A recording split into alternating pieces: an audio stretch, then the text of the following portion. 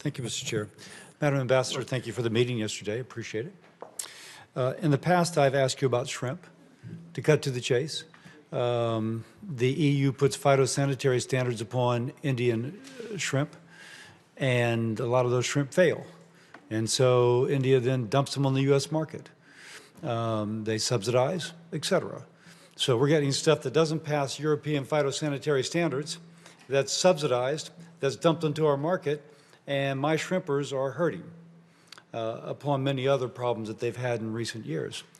In the past, you've mentioned you've raised this, but it still seems to be an issue.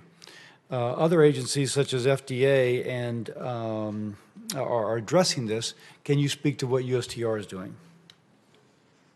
Senator Cassidy, I suspected that you were going to raise shrimp, and so I wanted to come as prepared as I could be.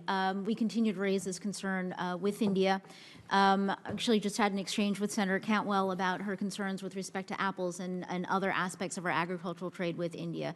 On this, what I would say is I will commit to you that I will continue to raise our concerns, and that I will also work with you as closely as I can to continue to try to find ways to tap the potential in the U.S.-India relationship, including around some of these thorny agricultural barriers that we face. Now, may I?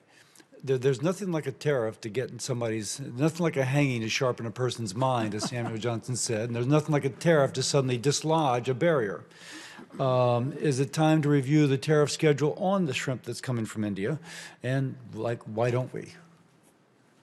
Senator Cassidy, I will take that as a suggestion and a request, and let me just say that I have noted it. Absolutely. Okay. Let me ask as well.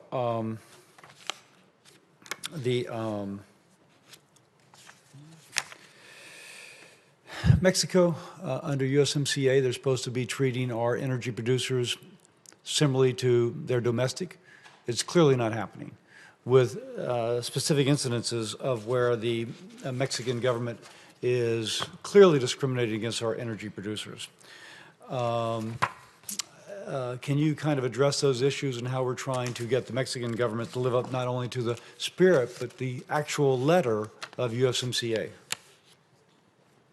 I'd be glad to do this as well, because this is a really important issue for our economy, and it's also a really important challenge that we have in our relationship with Mexico, which is longstanding and close. So as you will know, last July we requested consultations with Mexico regarding various of its energy measures. We have met with over a dozen companies and industry groups to discuss the issues they face. Last August and also September, we held consultations with Mexico, also in cooperation with Canada, which is also raising its concerns with Mexico. From December to February, the United States, Mexico, and Canada have engaged in a series of sessions to discuss specific concerns raised in the consultations requests. We are engaging with Mexico on specific and concrete steps that Mexico must take to address the concerns set out in our consultations request. In addition, we also expect ongoing monitoring and discussions between the U.S. and Mexico on these issues. This is still very much a live issue. And what do we have to leverage their cooperation? Well, I think that a large part of it is Mexico's own self-interest in terms of the strength of its energy market and the integration of that market in the North American But they seem to have a kind of nationalistic viewpoint in which they're willing to sacrifice efficiency and tolerate corruption in order to have the pride of owning their own business.